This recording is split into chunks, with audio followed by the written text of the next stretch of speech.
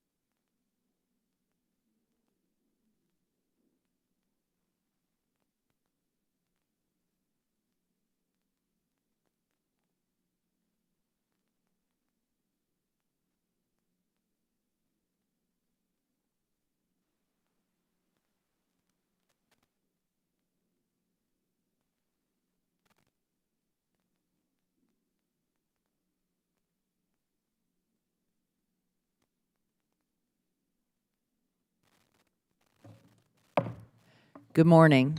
The hearing will come to order. First of all, I'd like to thank Ranking Member Banks as well as all of our witnesses for being here today and taking the time to present to us. Thank you. We've spent a lot of time in this Congress talking about the electronic health record modernization and VA's transition to the Cerner Millennium platform. While the success of that transition obviously is critically important, it's by no means the only major technology modernization project underway at the Department of Veterans Affairs. For almost 20 years, VA has attempted to update its patient appointment scheduling system. And I had to get a representation of all the iterations that have happened in the past 20 years, which is behind me. The old system, the Vista legacy system, is written in an archaic programming language. Its user interface is confusing and cumbersome, and complicated workflows require schedulers to memorize hundreds of rules and apply them appropriately when scheduling appointment, obviously in need of an update. And the VA tried to update this by developing a graphical user interface and automating some of the scheduling rules. Unfortunately, it was not much more than a fresh coat of paint. The project, dubbed Vista Scheduling Enhancement, or VSE, did not address data quality issues, did not bring the VA much closer to the current state of healthcare information systems. Also, as the Office of Inspector General found in its August report on VSE, there were problems with the management of the program, including leadership turnover and inadequate requirements development. These seem to be the same issues that recur again at every VA modernization program. I'll add further that the history of the VSE indicates that VA did not know what it wanted from the scheduling system before it signed the contract and began developed, and I'm concerned that some of that uncertainty continues. In 2015, the VA contracted for $624 million to implement another commercial off-the-shelf scheduling system, the Medical Appointment Scheduling System, or MAS, which was then downgraded to a pilot. In April of last year, the VA actually completed that pilot program in Columbus, Ohio, and by all reports, including the VA's own assessment, the pilot was a huge success. VA found increased scheduling system efficiencies, improved timely access to services for veterans, increased productivity, and a substantial decrease in overtime. However, just 8 months after that implementation, the VA opted to not expand that successful pilot any further. Now the VA plans to implement Cerner's scheduling solution, but on a separate and faster deployment schedule than the rest of the electronic health record. I support efforts to improve scheduling, increase transparency into wait times, and ensure that all veterans spend less time waiting for appointments. As we discussed at our full committee hearing in July, wait times continue to be complicated and an unfortunate situation at the VA that must be addressed. The VA originally notified Congress of its intent to implement the Cerner scheduling solution in December of 2018. At that time, VA told Congress that the deployment would be completed in 2023. VA also told Congress that this would be a better, more cost-effective solution. However, it's been difficult to get information to support those assertions. Last week, representatives from the Office of Electronic Health Record Modernization briefed staff that the current plan is now completion in 2025, 2 years longer than that was originally notified to Congress. OEHRM contends that this project will not add additional cost to the $16 billion EHRM project, but will require moving funds forward from later in the project. Basic contracting procedures require that VA should compare available solutions and decide what works best for its needs. That's basic level market research and requirements development. I have several serious reservations with this mid-flight change of approach. First, common business and management practice would dictate that VA would conduct an apples-to-apples comparison of off-the-shelf solutions, especially given the investment of resources and apparent success of the mass pilot program. Second, I wonder why none of this would have been done before proceeding with the Cerner scheduling solution implementation. Just seems a little backwards to me. VA has said it plans to begin the Cerner implementation in Columbus, so just months after the successful completion of one scheduling solution, VA is going to scrap it and implement another.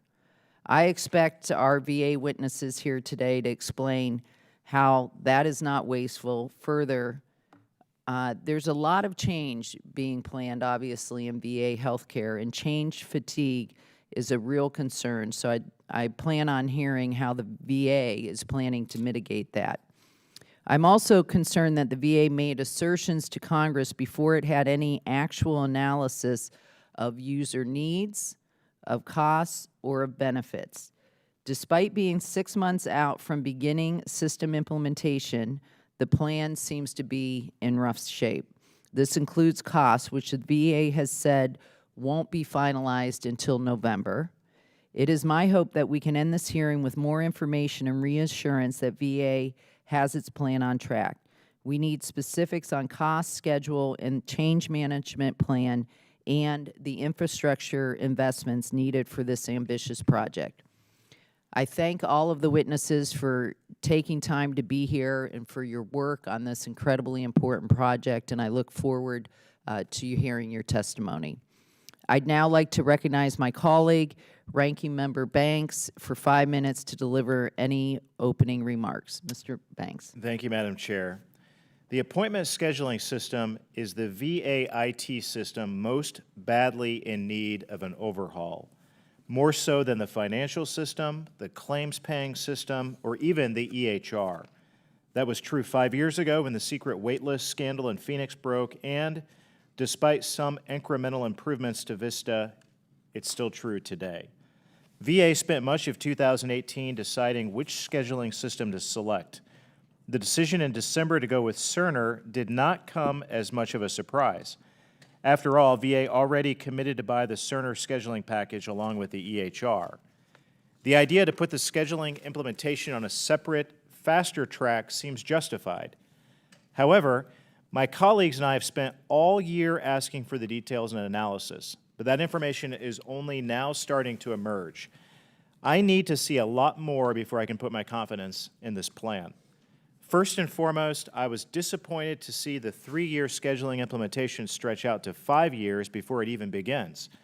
And I'm not so sure that this still qualifies as, quote, accelerated. Secondly, I disagree with the decision to select Columbus, Ohio, where the EPIC scheduling system was installed as a pilot, as the first site for the Cerner scheduling system. This EPIC pilot has, by all accounts, been very successful. It is true that Columbus is a convenient site to install Cerner scheduling because the technical groundwork has already been laid. But by pulling the plug on EPIC, VA is forfeiting the opportunity, which may become valuable in the future, to encourage greater interoperability between Cerner and EPIC. Thirdly, I cannot help but notice the disparity between the analysis VA performed by the Columbus EPIC pilot and the minimal analysis of what the Cerner scheduling implementation will entail. Cerner and EPIC are both commercial software, but there seems to be an assumption that everything known about EPIC is also true of Cerner. Accelerating the Cerner scheduling implementation still seems to be the right thing to do. That being said, as information continues to come in, I am prepared to reevaluate, and I hope VA will do the same. It is very important that the political inertia never be allowed to take precedence over the facts on the ground. Relatedly, I would like to address a few other topics pertaining to EHR modernization. The formal partnership between OIT and OEHRM to build the data interfaces that was so encouraging at the time of our last hearing seems to have crumbled. This is a large and critical task, and I don't believe any entity can handle it alone. Today is an unfortunate anniversary. The Secretaries of DoD and VA signed their joint commitment statement exactly 1 year ago today, but the FEHRM still has not been established. The interim director and deputy director have been working together amicably for several months, but without an organization underneath them, their effectiveness is limited. I think we must be realistic about what is achievable at this point. We need to turn the page on the idea of the firm standing up the new EHRs.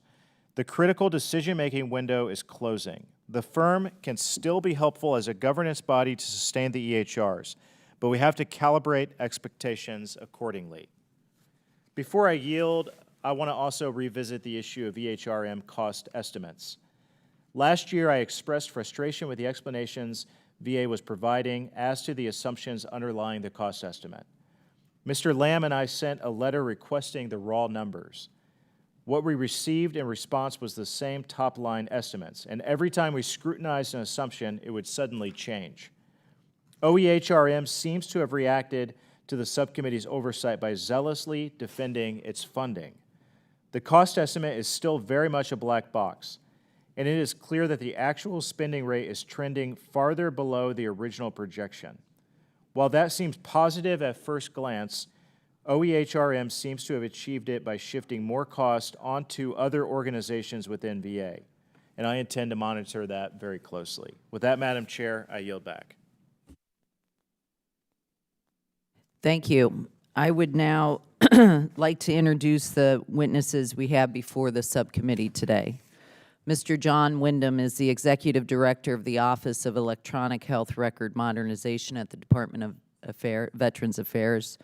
Mr. Wyndham is accompanied by Dominic Cousette, Principal Deputy Assistant Secretary, Office of Information and Technology, Dr. Michael Davies, Senior Advisor to the Assistant Deputy Undersecretary for Health Access at the Veterans Health Administration, Dr. Laura Krupa, the Chief Medical Officer for the Office of Electronic Health Record Modernization, and John Short, Chief Technology and Integration Officer for the Office of Electronic Health Record Modernization.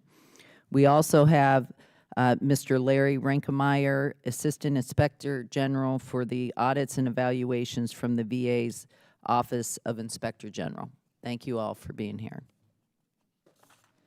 We will now hear the prepared statements from our panel members. Your written statements in full will be included in the hearing record. Without objection, Mr. Wyndham, you are recognized for 5 minutes. Thank you, Madam Chair Lee.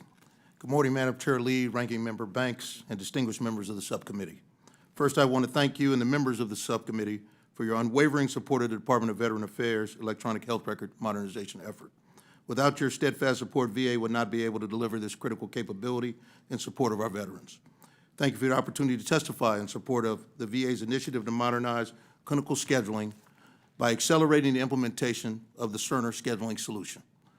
I am accompanied today, as you just mentioned, by Dominic Cousette, Principal Deputy Assistant Secretary for the Office of Information Technology, Dr. Laura Krupa, Chief Medical Officer for the Office of Electronic Health Record Modernization, Mr. John Short, Chief Technology and Integration Officer for the Office of Electronic Health Record Modernization, Dr. Michael Davies, Senior Advisor to the Assistant Deputy Undersecretary for Health Access, Veterans Health Administration.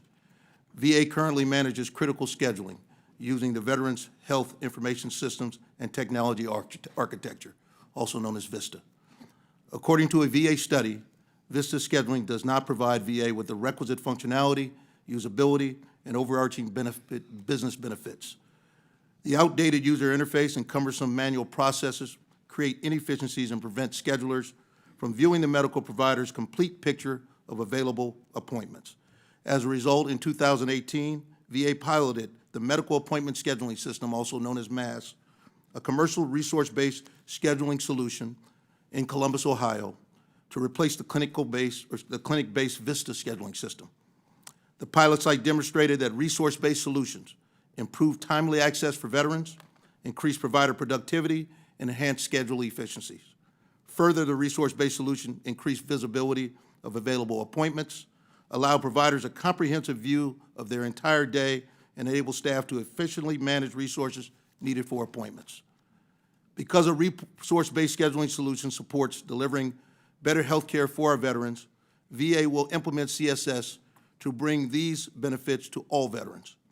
VA's EHR modernization contract contains the licenses to implement CSS across the enterprise to fulfill interoperability objectives. With congressional consent, VA will ultimately seek to pull forward funding from OEHRM's life cycle cost estimates to achieve this initiative. Like MASS, CSS is a resource-based scheduling solution and will be implemented in a number of VA facilities in advance of the full EHRM modernization capabilities. The Chalmers P. Wiley Ambulatory Care Center in Columbus, Ohio, will serve as the pilot site for CSS and will go live in April of 2020. The Lewis Stokes VA Medical Center in Cleveland, Ohio, will serve as the next and larger pilot site for CSS. VA will leverage the architecture and lessons learned from the MASS solution by collaborating with key holders from the MASS implementation to ensure these lessons learned are incorporated into VA's new scheduling plan. VA has established a dedicated pillar or division within OEHRM to provide oversight of the CSS integration, deployment, and change management activities. Further, the pillar will collaborate with partners such as VHA, OINT, Veterans Benefits Administration to successfully implement the CSS solution. Accelerating CSS implementation will enable VA to provide a resource-based scheduling solution across the enterprise sooner, and also replace VISTA scheduling enhancements, VSE, which is the current temporary bridge for scheduling needs. In August 2019, VA's Office of the Inspector General assessed VA's management of VSE and recommended broadly the VA improve project management oversight. VA concurred with OIG's recommendations and is implementing a new process to independently assure that IT projects deliver the intended outcomes. As demonstrated by our efforts, it is clear VA is committed to providing the best care to our nation's veterans. Through the CSS initiative, VA will provide a state-of-the-market scheduling solution that upholds the department's commitments to improve care and access to staff and on behalf of our veterans. Madam Chair, this concludes my opening statements. I'm happy to answer any questions that you and the members of this subcommittee may have. Thank you once again. Thank you, Mr. Wyndham. Mr. Reichenmeyer, you are now recognized for 5 minutes. Thank you. Chairwoman Lee, Ranking Member Banks, and members of the subcommittee, thank you for the opportunity to discuss the Office of Inspector General's oversight of the Department of Veterans Affairs medical scheduling enhancement efforts. Our August 2019 report on VA's implementation of the VISTA Scheduling Enhancement Project examined whether the Office of Information and Technology and the Veterans Health Administration effectively managed its implementation of the VSE project.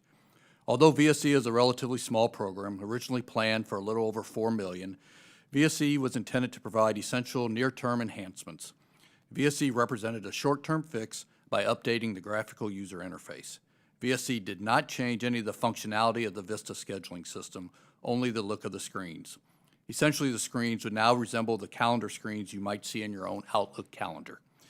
This seemingly small change was expected to significantly reduce the time it took schedulers to schedule appointments.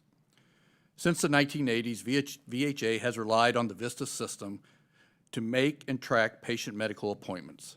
The technology underlying this legacy scheduling system used by VA medical facilities became cumbersome, outdated, and unable to handle the complexities and volume of VHA scheduling requirements as they developed and expanded over time. The scheduling system was also not designed to integrate mobile, web, and telehealth scheduling. As described in more detail in my statement for the record, VA began to update its VISTA Legacy program in fiscal year 2000 with the launch of the replacement scheduling application, a commercial off-the-shelf software program, and ultimately settling on the VSE as a short-term solution.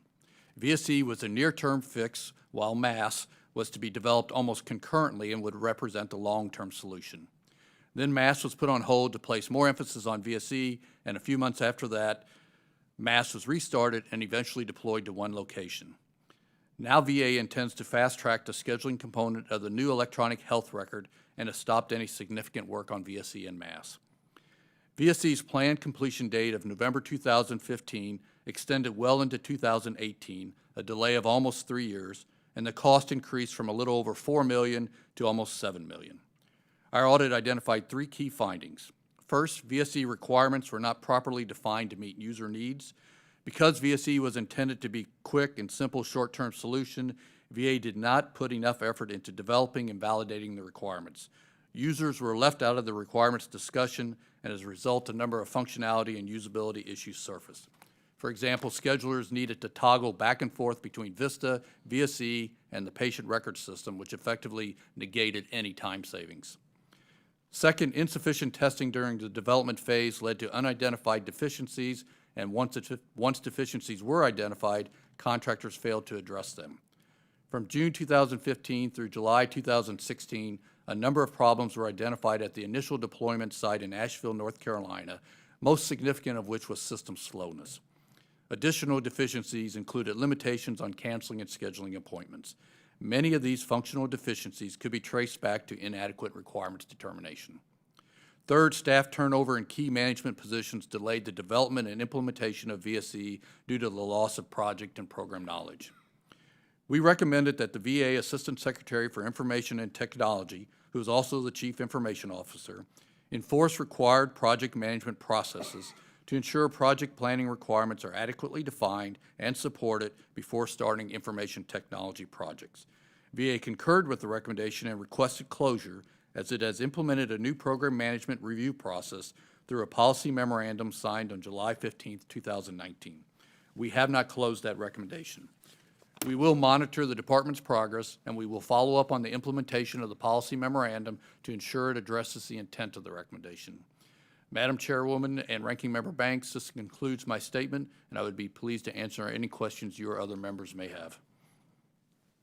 Thank you, Mr. Rankmeyer. I will now recognize myself for 5 minutes. When VA first notified Congress of its intention to deploy the CSS separate from EHRM, the timeline for completion was to be at the end of 2023. Now we're hearing the timeline's the end of 2025. Last year, shortly after the successful mass pilot in Ohio, an executive from Leidos told the Washington Post, quote, "We communicated to the VA that we're able to do a national deployment in 24 months, and we can do it for less than $350 million. So based on that information, three issues rise to the top for me. First, as Ranking Member Banks pointed out in his opening statements, the very definition of interoperability means that two systems, especially two systems at top-tier EHR vendors, would be able to work together. Many healthcare systems have done this, have this very same arrangement. Secondly, Cerner's solution would not completely be deployed until 4 years after the MAS system would have also been in place across the VA. And then finally, the costs that were projected by Leidos to be $350 million. Mr. Wyndham, can you, can you explain the logic behind making this decision? Ma'am, when we awarded the electronic health record modernization contract, it was in support of deploying the full suite. Interoperabilities are more readily achieved. Objectives are by being on the same common solution. There is a cost to integrating platforms. If you're trying to implement, in this case, the Epic solution with the Cerner solution, that's an integration cost and a time-consuming consideration that had not even been evaluated. We paid for the Cerner licenses as part of the EHR contract. It made business sense to not duplicate that payment by installing another system. I fortunately led the DoD effort in the acquisition of the Cerner Millennium solution under a competitive environment. The scheduling systems are similar. They're both resource-based solutions. And so sticking with a platform where software updates would be, if you will, facilitated by that common solution, it just made sense. We are the 3-year vice 5-year deployment track. The 3-year deployment track was a number drawn without all of the comprehensive research that's necessary to develop an integrated schedule. 5 years is more appropriate, especially appropriate for doing right in a risk-mitigated fashion in support of the least amount of disruption for our veterans.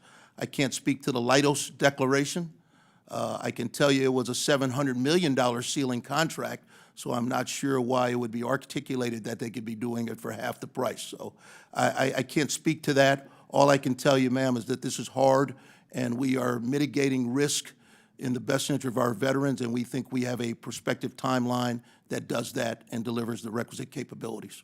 A couple things. First of all, probably my biggest concern is I understand that having one system makes interoperability much easier.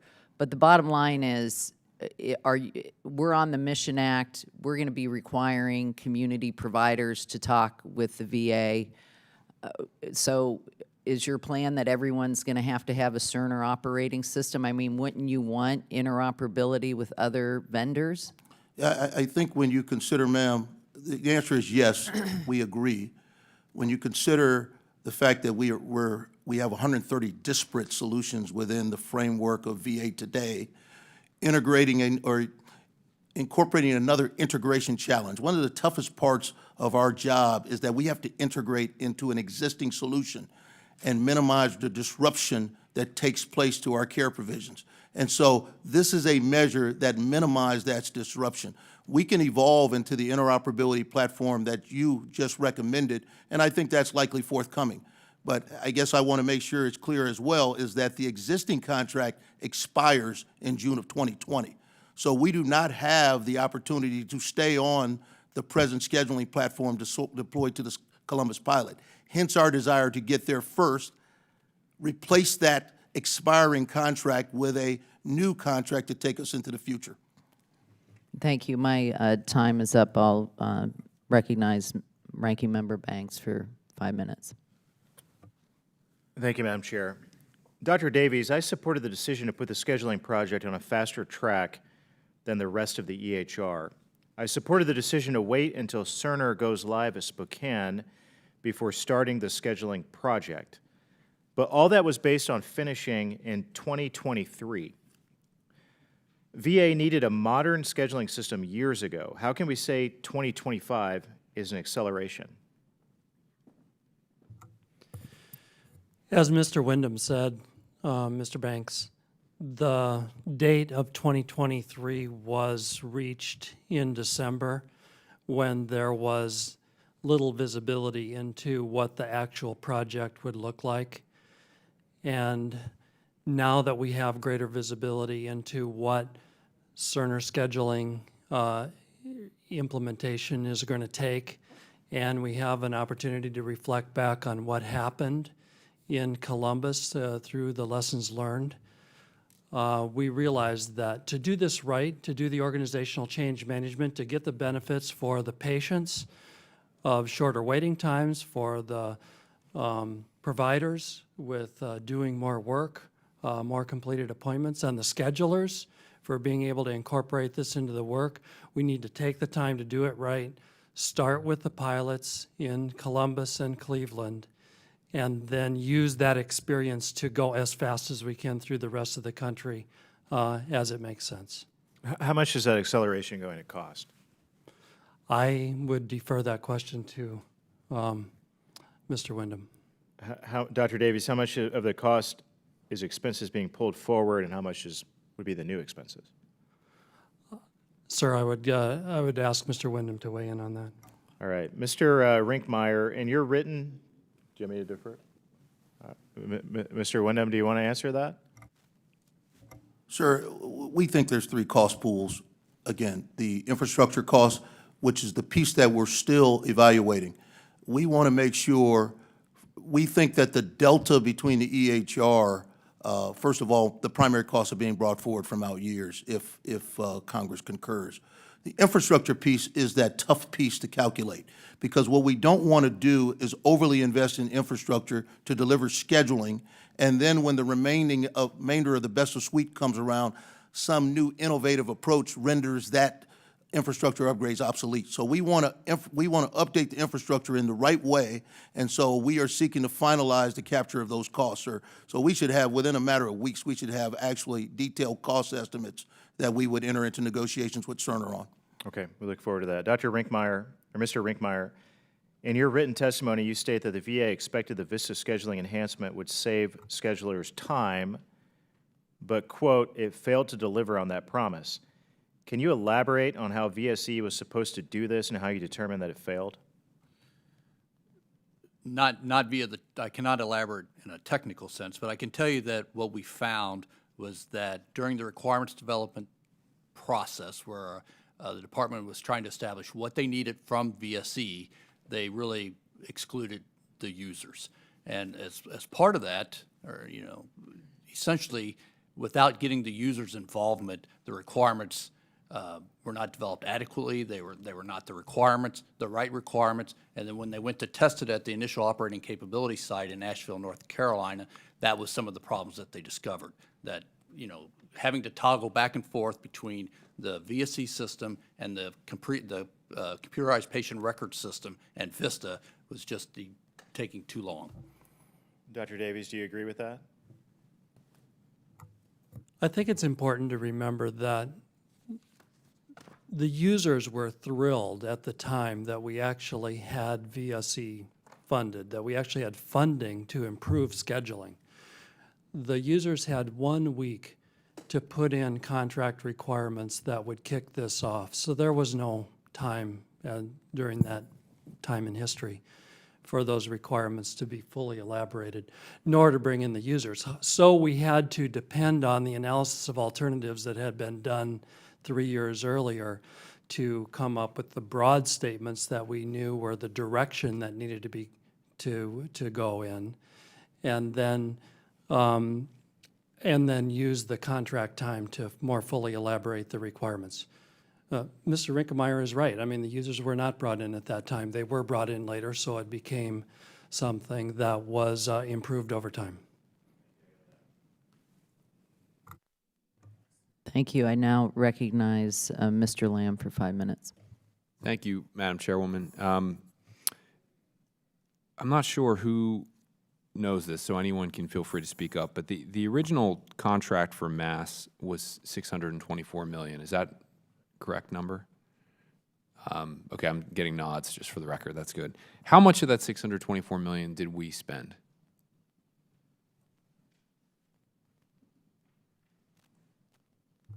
Well, I'll speak up and say I believe we spent $17 million on the pilot in Columbus, and then I believe we also spent another $2.5 million initially on the contract to do planning for national rollout.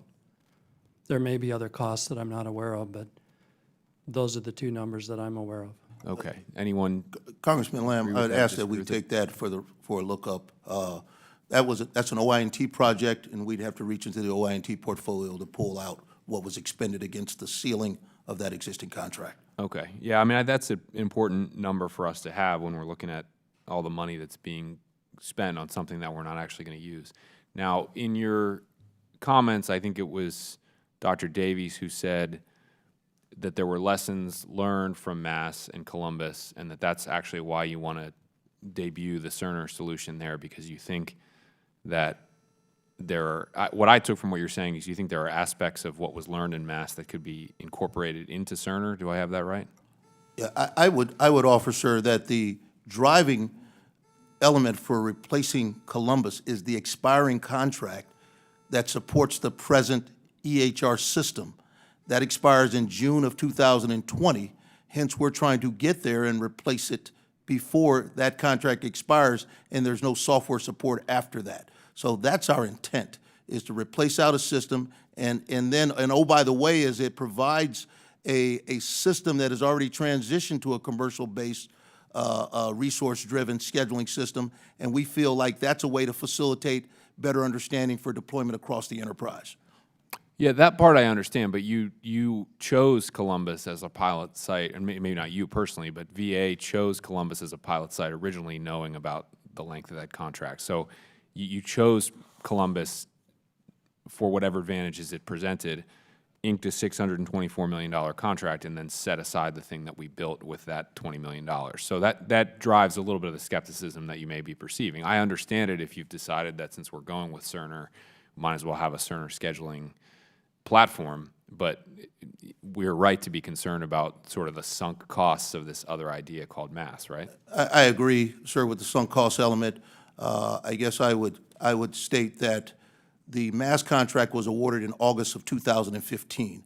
The DNF that established that VA would move to the same common solution that DOD was on in Cerner Millennium was awarded in May of 2017. So the commitment to that pilot site had taken place nearly 2 years in advance of the contemplation of a DNF.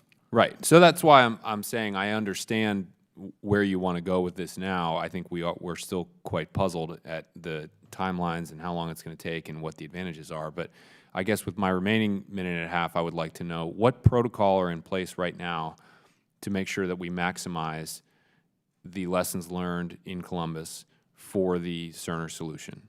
In other words, how are you going to be sure that Cerner builds you something there that builds on what seems to be the strength of mass? I mean, I'm no expert, but what I can read here makes it seem like the costs went down, the wait times went down, less overtime, that kind of thing. So what specifically is going to take place?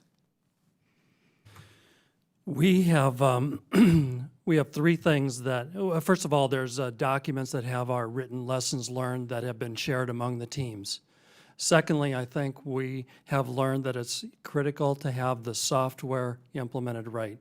So we have teams doing site assessments, talking to the people who did the mass contract in Columbus, the old contractor, and connecting them with the new contractor to take advantage of the work that's already been done. Secondly, the training of the schedulers. We're incorporating VA schedulers into the training going forward because we learned how important it is to implement the new system in the VA environment, and it takes those VA trainers who understand the work to be able to do the training. And thirdly, we're going to sit down with every single provider and make sure they understand what their old schedule looked like and what their new schedule is going to look like in the old system. Keep in mind that in the old system, we really didn't have a schedule. We had sort of a data collection system where each provider had multiple schedules. In Columbus, there was an average of 6 profiles or grids or schedules for every day that someone came into work. We're now translating that into one sort of Outlook-based schedule where you can see your work from beginning to end, and the providers need to be involved in how their time is deployed and what. Thank you, and I'm out of time, so I'll just cut you off, but I just want you to know that that last point is the one I think a lot of us care about the most. We talk to the providers when we're back in our districts or when we're visiting these hospitals, and they absolutely have to be included to the maximum extent possible. I know you all and Cerner have tried to do that, so please keep your focus on that. Thank you. Thank you. I now recognize Mr. Watkins for 5 minutes. Thank you, Madam Chair. Mr. Wyndham, VA clearly thinks Cerner's scheduling system is a good product. We do too. But the department has cycled through 3 different systems in the last several years. What assurance can you give us that this will be the last VA scheduling project? Sir, our goal, our overall goal is obviously revolves around interoperability and delivering a state-of-the-market solution to our users, our clinicians primarily. And so what we are getting in this commercial-based product known as Cerner Millennium is an evolving product that is leveraging the best of the commercial environment, the best of VA innovation, and will evolve to the needs of the department, I think, real time. I know the Columbus site deployment of a different solution inspires concern, but again, when you look at the timelines of how those decisions were made, we would be remiss if we didn't go there first. The infrastructure needs are minimum, such that we can inject a very similar functional resource planning tool. And so I think what you'll see is again, when we set these project timelines as well of 5 years, please understand we're looking to optimize efficiencies. What we want to give you is a realistic timeline and then impress you with our deployment efforts and actually deliver sooner. So, sir, I think delivering capabilities in this fashion where these areas don't have to wait on the full implementation are going to benefit our veterans as a whole. Thank you. Dr. Krupp, I understand the VA has decided not to purchase the dental electronic health record from the Henry Schein Company. Your original plan was to implement this system alongside Cerner. Can you explain the thinking here? Certainly, thank you. So when our dental council evaluated the Henry Schein product, they had concerns that it would not meet all of their needs. And we consulted with DOD, who was using that product, and the decision was made that we needed more time to develop the functionality that they needed. And so our best course of action for our initial operating capability was to have an interface to the current dental record manager that we're using now, and then take some time to develop out a better product for us to use. Thank you, Doctor. Mr. Kustat, VA schedulers will continue using the VISTA scheduling enhancement system until Cerner is fully implemented.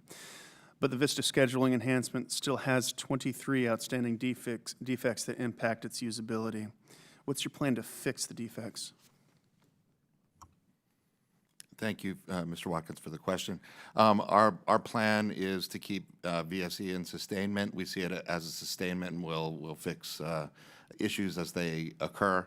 So we do intend to fix any issues that pop up during the remaining life cycle of VSE. Mr. Rinkmeyer, do you have anything to add to that?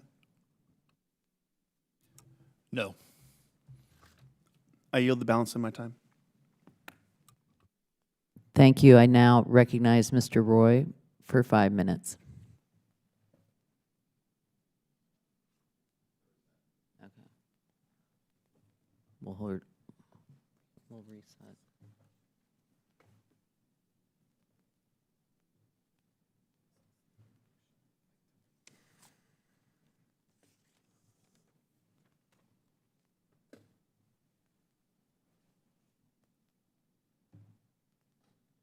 Apologize for that. I thought we were going to go to the other side of the aisle, so I was distracted for a moment. Appreciate you all being here. Appreciate the difficulty of the task that we're discussing.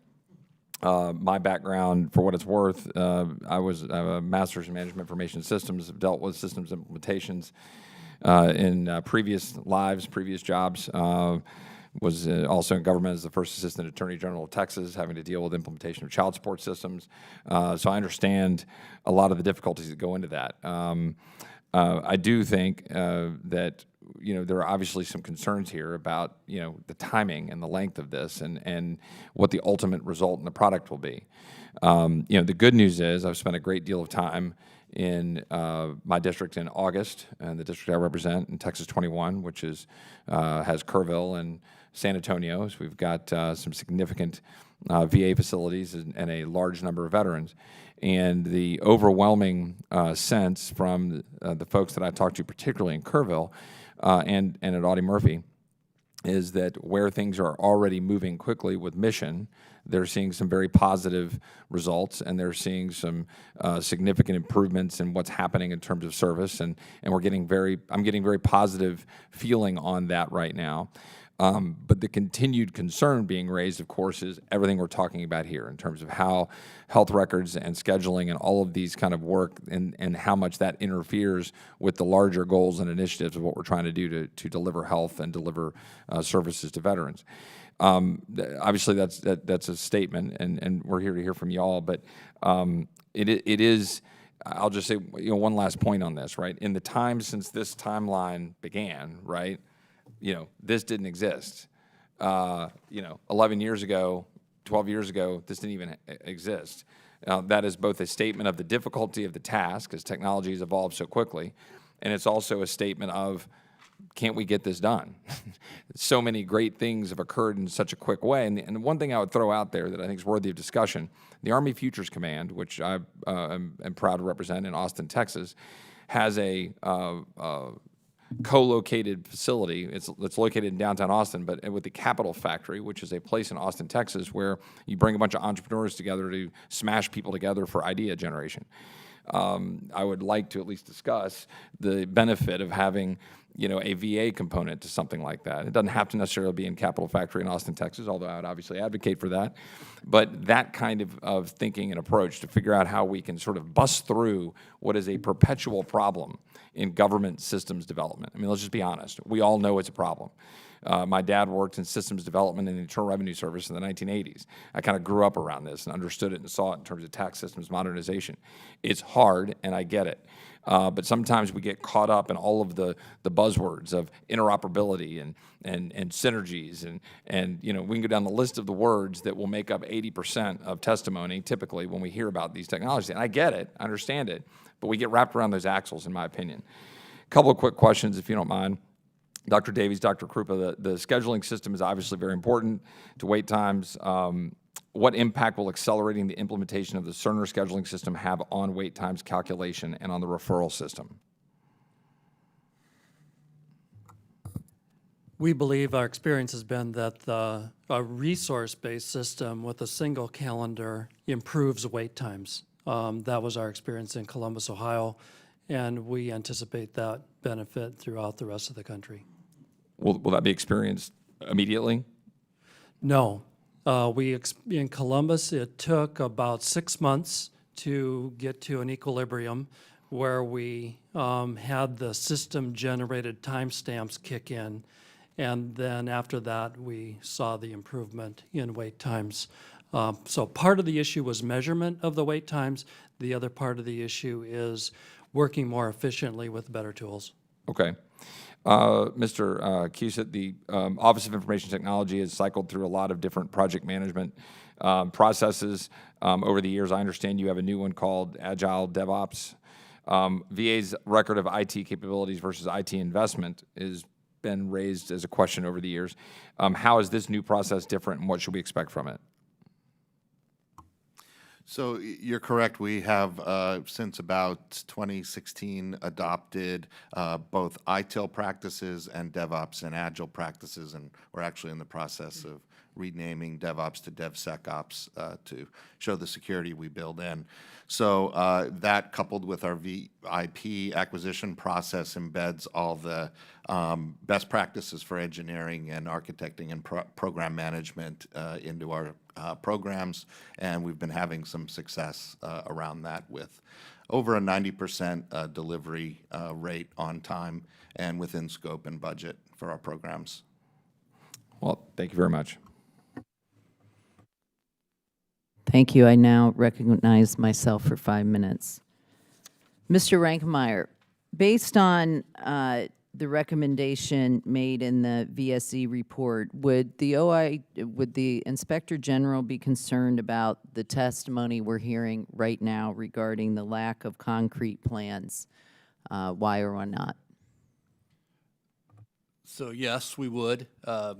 As was just stated, there have been a number of IT processes over the years. They all offer, advantages and disadvantages, and you could compare and contrast them. But essentially, it boils down to having a discipline in place to manage the system that you're developing. You have to be able to balance the agility that you want with the discipline to ensure that cost analysis, business cases, testing, all of the required elements are in place. And that's really what's boiled down to the findings that we have had over the years in whatever system we're looking at is there a sufficient discipline to ensure that all of the key components of that system are managed and there's visibility and there's oversight over all of those functions. Thank you. At a recent briefing, Mr. Wyndham, you indicated that the VA expected to achieve a substantial out-year savings in fiscal years 23 to 27 due to an expected reduction in IT costs.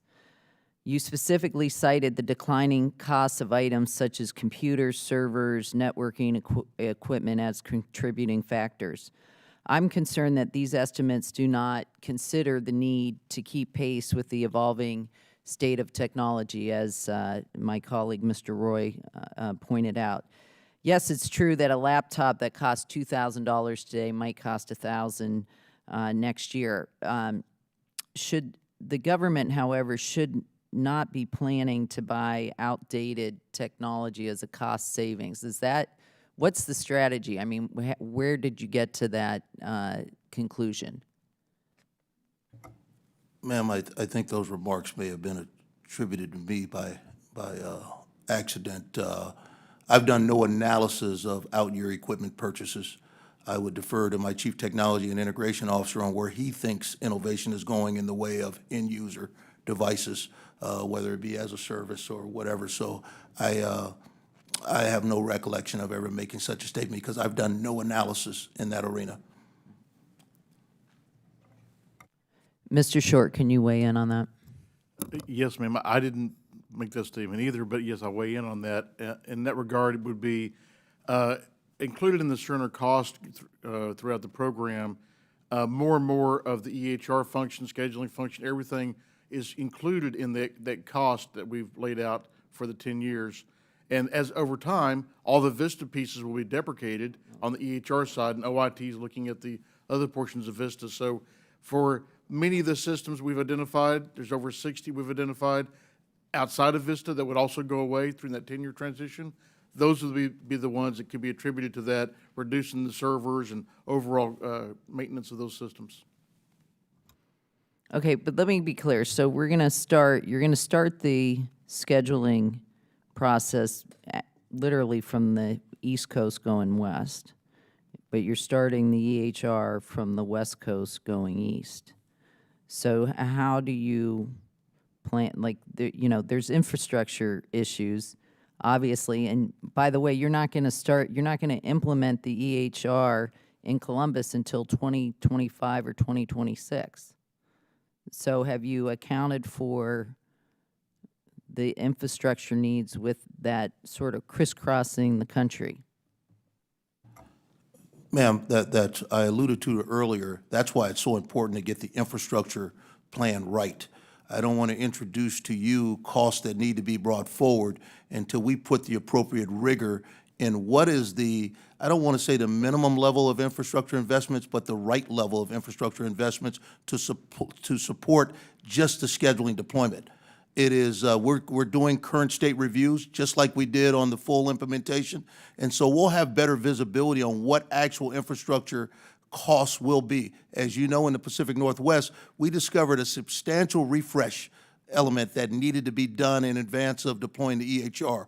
We want to put the same rigor. Again, that's why we're going to Cleveland as a second pilot, because we believe Columbus has already been upgraded based on our assessments, and so wouldn't be a true representation of what's out there in the enterprise, because as you've indicated before, they've deployed the mass solution. So they are primed to receive the Cerner Millennium solution, which is would not be a representative example of the environment. So CSRs, ma'am, will give us that visibility where we've turned on a CSR for Cleveland, and so we expect to have real-time data for you in the coming weeks. Okay, so we're expecting some cost estimates around November. Is that included in this, or is that separate? Ma'am, the only remaining cost estimate we have for you is infrastructure. We've got visibility on what we believe the EHR. Again, a separate labor force has to be set up in Columbus. That is a cost that is separate from the licensing, the change management, which is already incorporated in contract. In addition, we think, as you heard, and if I may respond to a question, we think we're bringing stability to this because the pillar that leads scheduling will be under the OEHMR umbrella, not under OIT, not under VHA, so there won't be any mixed messaging provided to Cerner that they could potentially capitalize on. We'll be directing with the support of OIT and VHA. Our partnership remains paramount, and so we think we have a plan that stabilizes our deployment, vice creates any additional risk. I'm over time. I now recognize Ranking Member Banks. Thank you, Madam Chair. Mr. Wyndham, I think VA is making the right decision to go live with the Cerner functionality at Seattle and American Lake in October 2020, rather than partial functionality in April and the rest later. Can you elaborate on how that decision was made? Sir, the one thing I have to keep reminding myself, especially as a non-clinician, is this is about the end users. This is about change management and user adoption success. And so I would rather defer that to Dr. Krupa, because that is what our strategies are primarily revolve around, is making sure we roll out capabilities in a way that maximizes user adoption, vice inhibits the education and training process that we know. So, sir, if I may defer to Dr. Krupa, ma'am. Certainly, thank you. So the decision to go to Puget Sound in October was really based on the timeline that was needed to develop the workflows and the functionality that is needed at a highly complex two-division academic medical center. Quite a bit more complex than Spokane, and needed more time for content development and more time for configuration. So it was based on the needs of the medical center and the veterans there. Okay, good. Dr. Krupa, as well, somewhere always has to go first, and Spokane is first. We have talked in previous hearings about the normal productivity hit when a new EHR is installed. 30% is typical. I know you are trying to mitigate that impact, but do you think going live at Spokane in March with partial functionality will make that productivity hit bigger or smaller? I think I just spent a week in Spokane last week talking about this topic with them. I think we have a good handle and getting a better handle on all the different impacts that the functionality will have, and just the basic productivity hit that any EHR is going to do. Truthfully, I don't think that most of the challenges we're going to face are a problem because of the capability set. They're getting a lot of capability, many things that are much of an upgrade from what they're currently getting in CPRS, and they are ready for those workarounds. So I think the capability set part of that is really a minor component of the overall mitigation we need to do for productivity for any EHR implementation, particularly an IOC site where we're all learning as we go. So when is the final decision point for Spokane to go live in March? Well, we will be making those decisions as we go through different milestones. Obviously, we have testing coming up. We will have training coming up. So we will be working with VHA and OIT and within the program. At what point is it all systems go live in March? Well, I believe that we will be making that decision in March, right? As to make sure that everything is ready. But we will have milestones before that to look at that timeline if we have to alter that. Okay. This next question is for Dr. Krupa and Dr. Davies. As you know, I'm concerned about the staffing vacancies, physical infrastructure deficiencies, and limited community care capacity that already exist in Spokane. EHRM did not create these problems, but the go live will make them more apparent, even under the best circumstances. What is VHA's plan to remediate those conditions before the Cerner go live? I can take that. So again, I spent last week in Spokane going through that in detail, working with the frontline staff to understand their challenges, what they thought they needed. There is a plan being put together to figure out, to put together and describe the number of staff that they will need, what other kind of mitigation policies we can use in terms of telehealth, bringing in providers from other sites, doing things remotely, distributing some of their work remotely as well. So we are developing that comprehensive plan, and there's active involvement of VHA and the VISN and the facility in that plan. Anything else? I would add that one thing we learned in mass implementation was that it made the scheduler's job easier. And at one point, our scheduler turnover had dropped quite a bit from the baseline. So we hope and expect that those improvements will bear out in the remainder of the implementation. Okay, well, Dr. Davies, when staff visited Spokane last month, they requested the data on staffing vacancies and physical space deficiencies. The medical center compiled it and sent it up to the Office of Congressional and Legislative Affairs, but we have yet to see it. So I would like for you to provide that information by the end of the week, if that's at all possible. With that, I'll yield back. Thank you. I'll now recognize myself for 5 minutes. Mr. Rankemeyer, first of all, we are expecting to see some cost estimates in the next couple weeks. What information or data would be necessary to show that the VA has conducted a proper analysis of how much the program will cost? Well, all of that should be outlined in their new program management review process, but I would expect to see the infrastructure cost, the system cost, the change management cost, really the life cycle cost of the system. And if they've put a thoughtful plan together on that and displayed that and made that visible for all to see, then you can certainly have a discussion about whether it's the right cost.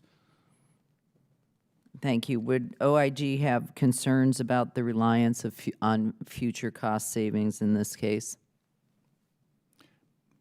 We'd have to it. take a look. I mean, I think everybody at this table is well-intentioned in trying to move it Yeah. forward. Mr.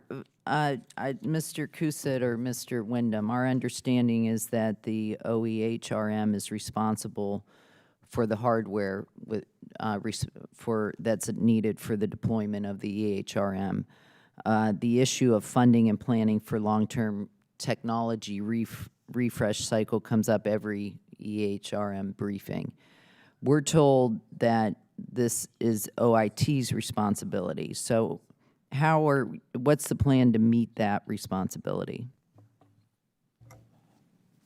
Ma'am, I think, based on the way the funding profile is that you have entrusted OEHRM to fund those related costs associated with EHRM efforts. I can tell you the partnership with OIT is imperative to reach our objectives. They have the contract vehicles in place in support of many of these commodity purchases that we need to make. So we have been, in fact, utilizing their subject matter expertise out in the field, their contracting vehicles to support getting things on contract in support of our timelines. That has been working well. And so I defer to Mr. Kusat for any additional comments.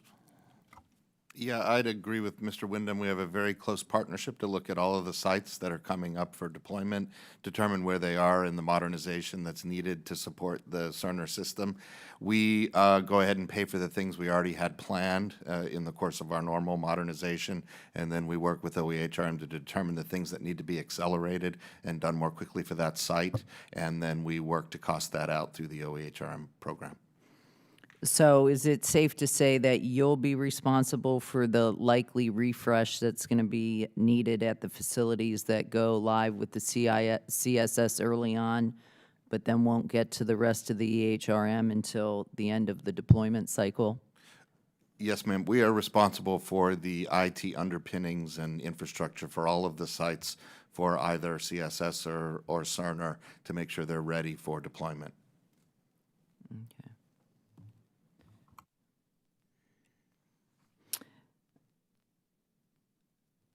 I want to move on a little bit to management and governance. And Mr. Rankemeyer, what key management concerns did you find after looking at the VSC, and what recommendations did you make?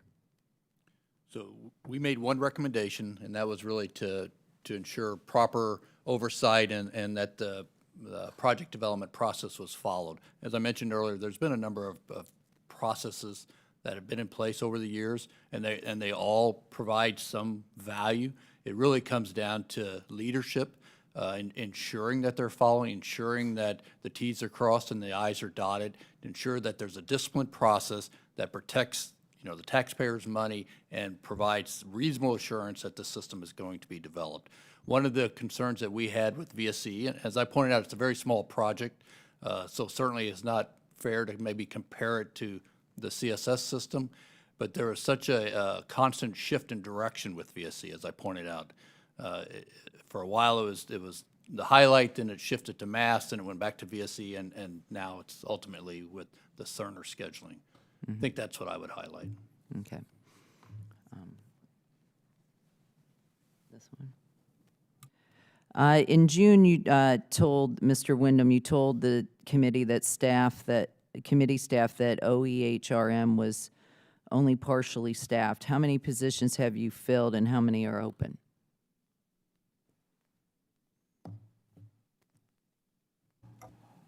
Man, we filled up 102 positions since we last spoke, Right. and we still have our primary goal of 265 to 285 as the outstanding goal. So we feel like we have about 150 plus more vacancies. But again, I can't emphasize enough, we want to bring the right people into the portfolio, which we're doing, and with the right expertise. But we appreciate your continued support as we ramp up.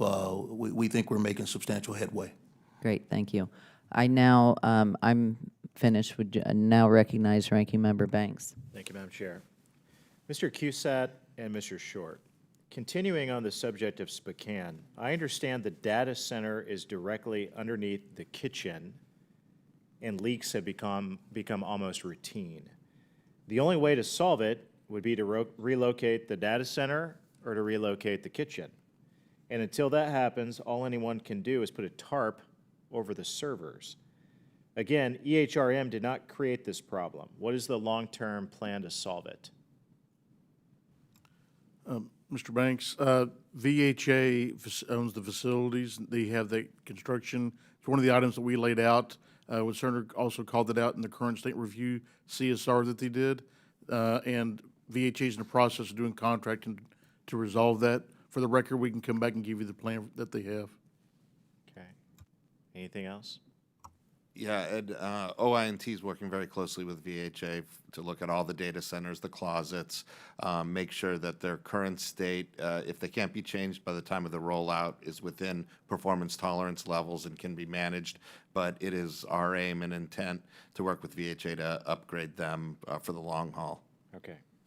Mr. Short, a recent slide deck provided to the committee indicates that the data interface for the Cerner scheduling system for the initial sites has already been, quote, resolved. What does that mean? That was a tracking document for, we have several sets of interfaces we're tracking. One's for the EHR going live, one for CSS going live. So the view you were looking at in that slide would be for the EHR going live. So the resolved meaning on that slide was we don't need the integration for the Cerner scheduling to Vista to go live with the EHR. We need it for CSS. Another slide would show you that we have a plan for that. We're going to replicate the integration that was done for MAS with a couple changes to it, the same interface engine. So resolve means we don't need it for EHR go live, and we know what the plan is and design is. And we have the interface control document for the planning for the scheduling. Okay. Mr. Wyndham, one of your project metrics is a, quote, version 1 story, meaning an activity that must be performed in order to deploy the EHR with initial capabilities. How many of those are currently blocked, and how many are blocked because DoD and VA haven't made a decision? Sure, I think your comments over the past hearings revolving around the importance of DoD and VA working together has created that synergy. I can tell you we had 27 joint decisions that needed to be made approximately 2.5 months ago, and we're sitting at a point where all but 8 have been made. So that progress is fantastic. So this is just the challenge of integrating 2 major agencies with differing methodologies in many cases. I feel like we have been moving progressively in the right direction. I would also add, because you made a comment about the firm has been involved in that process and facilitating those. So I think the evolution that you wanted to see is happening. It never happens as fast as you like, but I think it's happening, and I think it's largely because of subcommittees like this, sir. Thank you very much. With that, I yield back. Thank you. I'd like to ask this for all the witnesses, and this is with respect to governance and accountability. With regard to the implementation of the scheduling solution, what do each of you view the responsibility of OIT, OEHRM, and VHA?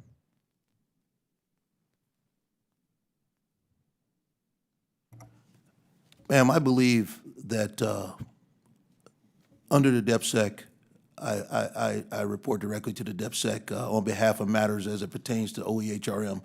Scheduling is clearly a parameter and an element of the contract we awarded to Cerner.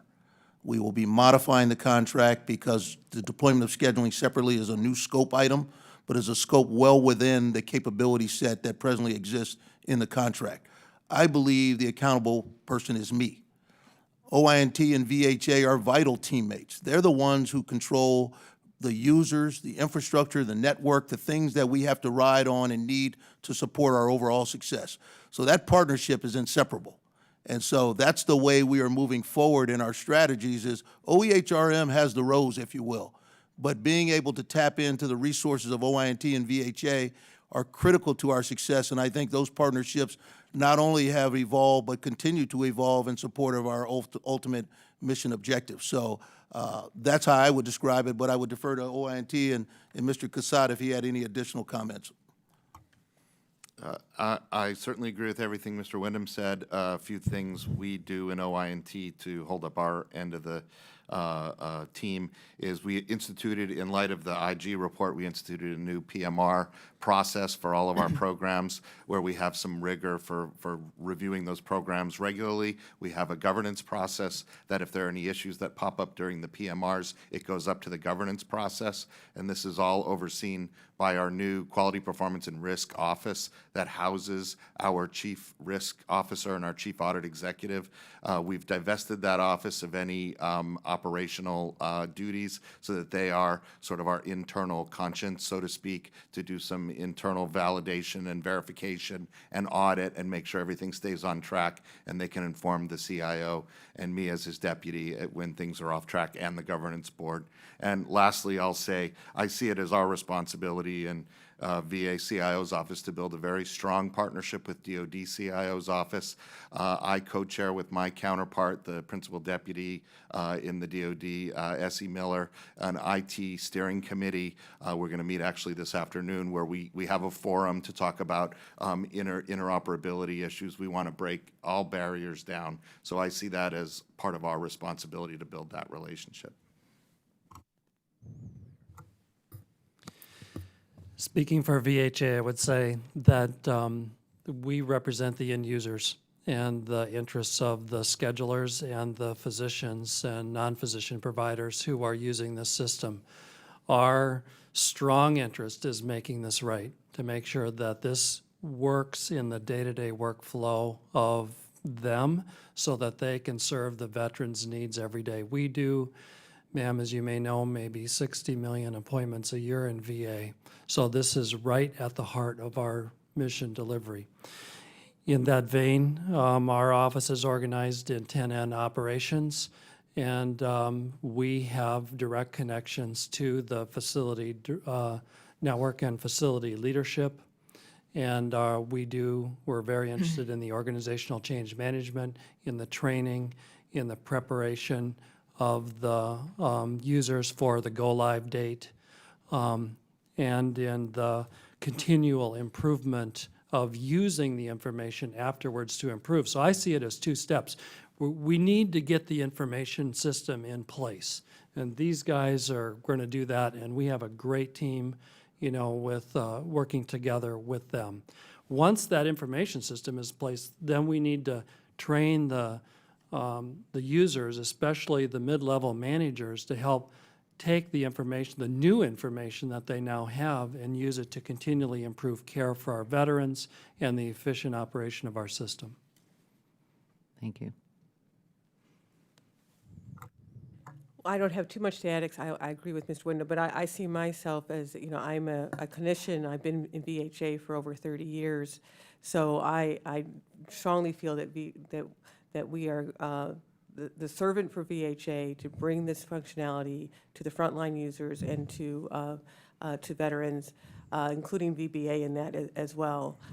So we've definitely, I see myself as a champion for the functional user, focused on this one mission so that they can provide care to veterans. Thank you. Ma'am, thank you for the question. I agree with what other people have said. I would also add that OHRM has an overall end-to-end picture for the whole program for EHR modernization, working with all these other offices and with DoD to make sure that we provide the right level of service and care to the veteran and for the clinician.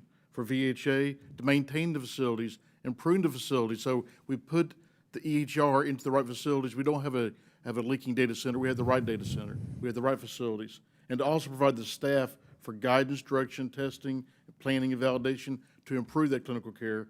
And for OIT to continue to maintain the systems, continue to facilitate our work with the systems so OEHRM and Cerner can modify systems as necessary, and also provide access to those systems. And also, as Mr. Cassett said, to really get that partnership with DoD for IT and cyber to make sure we can move through quicker and faster. Thank you. Well, I'd like to thank all the witnesses for your participation today, and I hope we can continue to work together as this subcommittee continues its oversight of the technology modernization efforts. Obviously, the EHRM project is a big concern, and I don't need to tell you how important and complex it is as you deal with it on a day-to-day basis. But we're also looking at numerous projects across the VA. Most importantly, as Dr. Davies said, to make sure we are providing the utmost care in a timely manner to our veterans, which is obviously where the scheduling program comes in. I think on my behalf, I mean, I think the biggest concern here is we had looking at the history of IT rollouts in the VA, and the fact that we had a scheduling pilot that got rolled out and was successful and achieved the goals, and then we're scrapping it, obviously, because it was included in the contract with Cerner. As you alluded to, Mr. Wyndham, that, this interoperability and the lack of complexity in terms of having another platform was a driving factor in making that decision. I will caution that my biggest concern with the EHRM project is that all of you have the potential to really revolutionize electronic health records, not just for the DoD and VA, but for all of healthcare providers across this country. And then as we are tasked with looking at how we reduce healthcare costs across this country, I think this project, if rolled out and done well, will be a vital determinant of that. And so when we look at making decisions such as scrapping what was already done that was successful and going with one provider, one developer, I have major concerns with that we are basically developing a monopoly. And so I'd like to see, as we move forward in this, what moves we are making to make sure that other vendors and other providers have access to this type of technology without having to make a contract with one provider moving forward. I'm very concerned about that. And, right now, my biggest concern is we're making these big decisions, yet we don't necessarily have a handle on the costs or the plans, and I know that is forthcoming. So we're looking forward to seeing that. We're looking forward to the OIG facilitating and moving forward, because clearly the technology's there. It's obviously, we have it, in the management and the decision-making process is really what's going to determine the success of this program.